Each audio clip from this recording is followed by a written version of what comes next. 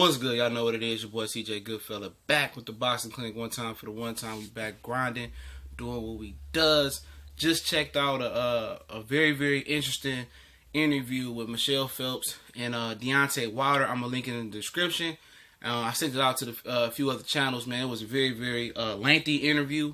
And I watched all 1 hour and 20 minutes of it and some change. And it was so long that her battery ran out. Shout out to Michelle Joy Phelps, Behind the Gloves Boxing. And we all check the interview out. If y'all ain't subscribed to the sister, go ahead. She did a very, very good interview. Deontay Wilder gave a lot of love to the new media. And but the important things, really, really important things he got into was about Anthony Joshua. And a lot of things that, you know, we all know, even the haters, you know about Anthony Joshua and Deontay Wilder. He basically said he compromised. He took the flat fee that they offered him, and basically they doing everything, you know, not to make the fight happen. So everything we've been talking about is the new media, and you know the old media hasn't even really been giving this story any real play. They write an article and twist words around, and I'll talk about what he said about them. But the interesting thing about this interview. It's not all the stuff that we already know, the same redundant stuff we've been talking about.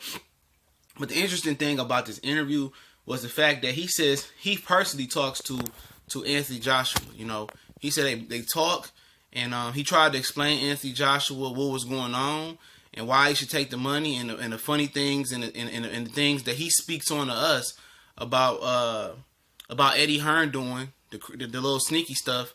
And he tells Joshua, he says Joshua basically runs back to Eddie Hearn and tells him like, why is this happening? And he giving him pointers on what they doing to him. And he says Eddie Hearn is brainwashing him and basically, mind fucking him not to out of the questions that he giving him or telling him the concerns that he giving him. And this is the same thing that Floyd was trying to do with Manny Pacquiao. Getting him on the phone, telling him what Bob Arum doing to him, and telling him the BS. Seriously, this fight has a lot of parallels to Pacquiao Mayweather, and the lead up isn't as how can I say it? The lead up isn't as lengthy, but it's just juicy. You know what I'm saying? And like I told you guys, man, AJ is getting played and Eddie is playing him. And that's what Deontay Wilder is saying, man. He says he's bowed down to all the situation, everything they said. And he got into the $50 million offer. Like he got on the phone with Joshua and told him, like, accept the offer. He said Joshua could have made north of 50. He could have guaranteed he would have made $50 million. We know that. $50 million he guaranteed he could have made. And, he would have made north of $100 million if this fight was for, if it hit the 600,000 pay-per-view mark. United States, which it probably would have with all this publicity and this promo and all of that. And, that's what he said. He said he would have made all this money and they would have did all of this. And he tried to talk Anthony Joshua into taking the fight. And Anthony Joshua reports right back to Eddie. He said he doesn't run his team. That's something we already know. The kid doesn't run his team. I question if he has a GED or a high school diploma, whatever they give over there, because he's moving stupid. And we know he has a gripe because he asked for a raise from Eddie Hearn. But he explained the $50 million offer and said, how can he not take it and all the BS that came with it. And he said he spoke to Anthony Joshua and tried to, give him some pointers about what's going on. Said he speaks to Dylan White as well. And he told Dylan White personally, if you take the Luis Ortiz fight, I will give you the fight. And he said he a man of his word, and I believe him. And in this whole interview, the vibe, and a lot of people don't understand energy, understand vibe, and understand the balance of yin and yang in the universe, and I'm a deep, spiritual believer in energy and, higher power as well. And you could tell his vibes in this interview, is different. It's different from any other fighter, And you can see why people grab the hate that he gets that gravitates towards him in his own country. Because it's understood in the UK why people don't like him because, they love Anthony Joshua, whatever. But you can feel the authenticity in his words and his mannerism. And you could feel it, dog. And this was a very, very deep interview. It's kind of like sitting in church and being in front of a real, true pastor. A real pastor or a real person of God, a real apostle, a real prophet. Somebody that you could feel and you don't get fake vibes from. This interview was so deep that I sat there through the whole hour and 20 minutes And this dude is the most polarizing athlete in the world right now. His energy is different, you know. But like I said, he talked to Dylan White, and Dylan White personally. He said he talked to a lot of those guys. And here's the interesting thing about it. He didn't say it. Yeah, he said it, but he didn't say it. And he says he believes, that Anthony Joshua was on the shit. He said that's why they're trying to fight Povetkin, and they don't want to fight him. He says that, I can't say too much about it, but I know people that said, that know him or know the situation and believes that he's on the juice. He said that's another thing. He said they can hide that over there in England and protect him over in England. That's one of the reasons he wants to stay in England, because, he's on the juice. That's what he said. He said, basically, I can't speak on it, but I know he on the shit too. He said a lot of fighters is on it. And you can hear the brother Troy King speak on it, man. He said a lot of these fighters are on the juice. And I believe it. And with Anthony Joshua, like I said, man, I give everybody the benefit of the doubt till they get popped, till they get caught. But to be honest, to keep it real, man, he's probably right, man. He's probably definitely right about Anthony Joshua. That's one of the reasons they don't want to do it. And what kind of re-rolls that comment, because he had alluded and got away to it. Michelle Phelps, excuse me, is raining. Michelle Phelps actually said that what should we think about him trying to slim down and control his weight? He said basically it was the juice. That was his words. You know what I'm saying? Basically, that's what he said. Not basically, that's what he said. He said it's a lot going on that we wouldn't understand, and behind the scenes and stuff of that nature. So he did make that comment on right there. So that was another interesting part of the interview. Like I said, I'm gonna link the interview into the description. And I say he got into so much, man. He shouted out the new media, and he tells you the reason why he gives these interviews, because he said this is the new wave, and not giving an interview and somebody mixing your words up like they did the Chris Bird article, and we overreacted to that. But I gotta give Chris Bird an apology. Whoever wrote that article mixed his words around to make it seem like Deontay Wilder, he was hating on Deontay Wilder. So apology goes out to Chris Bird. I'm a big enough man to admit that. And these dudes do watch these videos, man, and that's deep though. They do watch the videos, they do watch the interviews, and and that's mad deep, man. I don't look at it that way as a fighter watch my videos. Like, why would they watch them? But they do watch these videos, man. And Deontay Wilder is living proof of that. These dudes do watch these videos, and like he said, man, he got into the raccoons. That's when we use the code word, raccoons.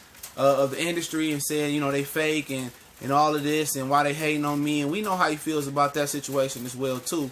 About the Tysons and Roy Jones, he said, man, I ain't shaking their hand, and don't come up to me act like everything is Gucci and everything is gravy when it really isn't. You know what I'm saying? Don't come up to me with that fake love. You see me, you know what it is on sight. I ain't no violent person, but basically I'm a dish you in front of your face, and if you want to get physical, we can get physical. But this was a really, really deep interview. I want you guys to watch it and make your judgment.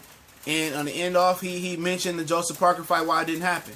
He said him and Parker was going to fight. And I do know that Parker missed the WBC vital drug test. And that kind of was a playing part in that. And he had to get back in the WBC good graces. But he says that when Joseph Parker came to see him fight, he didn't want to see him fight no more. He said when guys come see me fight, I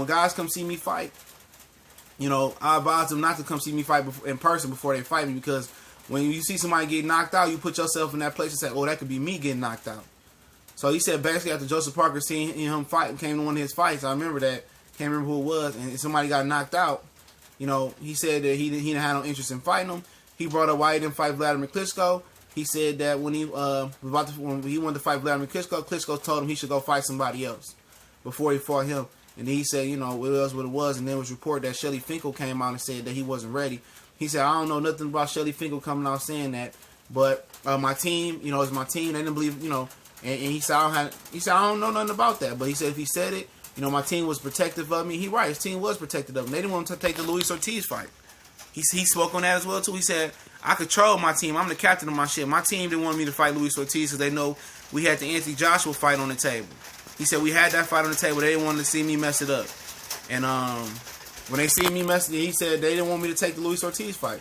He said, but I'm my own captain of my ship. I'm my own man. I took that in my hands and made that fight happen. He said I went on my way to fight Luis Ortiz. He said he fought him. He fought him to prove a point. And he said, before I fought Alexander Povetkin, I told y'all that he was on juice. And people said I was ducking. He said, everybody I pointed out that I told you guys that was on the juice, they was on the juice. And he said I was about to fight Shannon Briggs. He was going to give Shannon Briggs an opportunity to fight him. He said, I like Shannon Briggs, and my team told me don't make the fight with Shannon Briggs because he on the juice. He said a month later, and if he would have made the fight, Shannon Briggs was on the juice, and he would have messed up the fight. You know? So all these potential fights that he made, he's telling you guys what happened. What the BS was in the game. So it ain't nothing, like I told you, man. You know, people going to continue to hate on the man, you know. But you can tell this is positive and real vibes. Everything is indicating that Joshua and Eddie Hearn don't want to fight. And not that just Joshua, I think Joshua want to fight and want to make the $50 million, okay? Eddie Hearns don't want to do it. He has so much money invested in Anthony Joshua. He is Matchroom and Matchroom USA. He's carrying the show. He's shouldering the load. So if he go down and his stock drops and he becomes Frank Bruno 1.5, you know, Eddie Hearn is done. Why do you think Eddie Hearn is trying to venture off into America? Because fighters already know his act. He lost so many fighters just dealing with Anthony Joshua. And then you think about it as well too. Look at Dana White. Pay-per-view just did 150K buys. All of a sudden he want to start Zaffer boxing and come into boxing because he know the UFC is going down the drain. So businessmen already know. They look at the numbers and they already know the BS was going down the drain. So Eddie Hearn, until he gets something secure, he don't want to put Joshua into that risk because he know what's going to happen with him against Deontay Wilder. He know, and Dana White know. That's why he tried to get Anthony Joshua and work with them. They know when it's coming to an end. They see these numbers, and nobody could have calculated or foreseen Deontay Wilder growth in the ring like that. And he told people, he said, I didn't have no amateur fights for real. Everything in the Olympics and I did in the pros was off of heart. It was off of the strength of me telling my daughter and promising my daughter that I was going to become a world champion one day. He said, I didn't have no skills. I was fighting guys that had 150 and 200 amateur fights and beating them off of heart and will. And now that heart and will and that repetition, then caught up, and now heart and will and then caught up with his skill level somewhat. And now he got some skills, and then he got heart and will now. And now he's a threat. It's a danger. And people know that. That's why you get all that hate. People only hate when they see greatness and they see potential in you. That's when they start hating and suppress your potential and your hate. And that's real life. And he spoke a lot of real life things in here, man. You know, it's kind of like I said, it's kind of like a sermon, dog, to be honest. He spoke on a lot of real things in this interview, man. And he talked about them raccoons and how they don't want to see him succeed because they see his potential. They see what they used to be and what they could have been. And they see in the path and the track that he's on. That's why I said, Anthony Joshua to take the fight. Because they know when he beat Anthony Joshua, and if Joshua dares to step in the ring twice, it's over with. Everybody going to have to recognize him as one of the best fighters in his generation. And one of the all-time great fighters in boxing. And then he started breaking records and started passing them up on the all-time great list. They don't want to see that. Remember, heavyweight boxing been dead for a long time, man. And now some of these fighters got competition. Lennox Lewis is one of the few guys in Evander is embracing somebody coming up and doing great. And that's what you do. Records are meant to be broken. All-time greats are meant to be passed. But you were great in your era and can't nobody change that. You know, and that's real talk, man. That's real talk. He said, we ain't even got to deal with Dominic Breazeale. He said, I got a whole year to fight him. I ain't got to fight him next. And Big Baby Miller shaking in his Crisco grease chicken sweat right now. Because he best to believe he ain't got to fight Breazeale next. He got a whole year to fight Breazeale, he said. That he coming for your fat ass. You know what I'm saying? He coming for Luis Ortiz. He coming for Big Baby. He coming. And he gonna send that contract to you, probably, homeboy.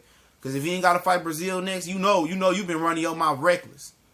We know Big Baby a duck too. He the biggest duck in the game, literally and figuratively. But shout out to everybody, man. Like I said, he shout out the new media. He said we the new wave, and this the way boxing should be going.